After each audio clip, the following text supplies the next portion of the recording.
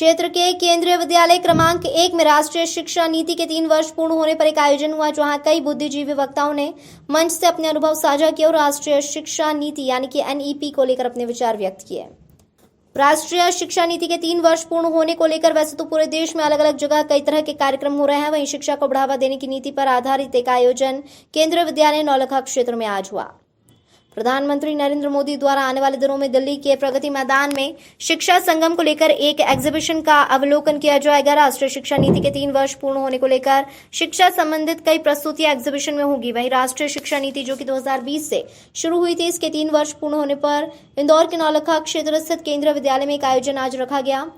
विद्यालय की उप प्राचार्य संध्या तरबदार ने बताया कि वरिष्ठ जनों के साथ साथ अन्य केंद्रीय विद्यालय जिसमें नवोदय विद्यालय, सीबीएसई के निजी विद्यालय तथा राज्य सरकार के विद्यालयों की एचएम रूपाली यादव और संजय शर्मा के मार्गदर्शन में आयोजन हुआ। कार्यक्रम में कई वरिष्ठ जन मौजूद रहे, जो अतिथियों का सम्मान भी किया गया।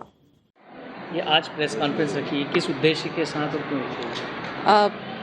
2020 में राष्ट्रीय शिक्षा नीति प्रारंभ हुई थी, तो हम लोग उसकी तीसरी वर्षगांठ मना रहे हैं। कल हमारे प्रधानमंत्री माननीय नरेंद्र मोदी जी दिल्ली में प्रगति मैदान में एक एग्जीबिशन का उद्घाटन करेंगे। शिक्षा संगम है वो, अखिल भारतीय शिक्षा संगम।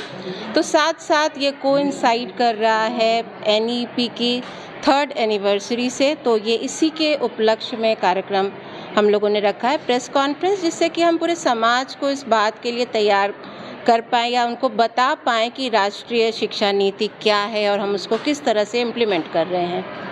किस तरह कैसे देखते हैं आप राष्ट्रीय शिक्षा नीति को?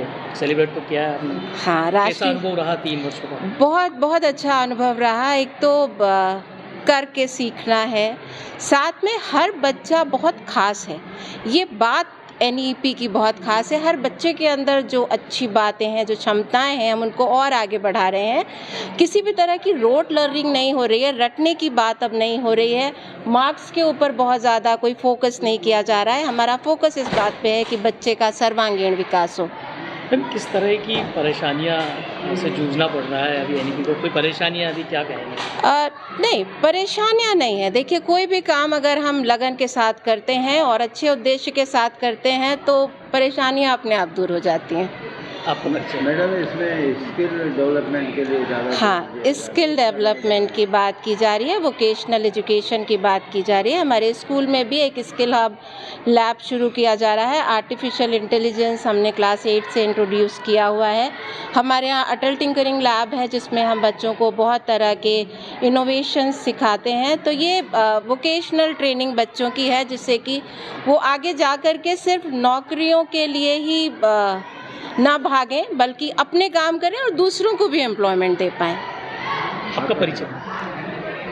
मैं संध्या तरफदार, उप प्राचार्य, केंद्रीय विद्यालय क्रमांक 1, प्रथम पाली।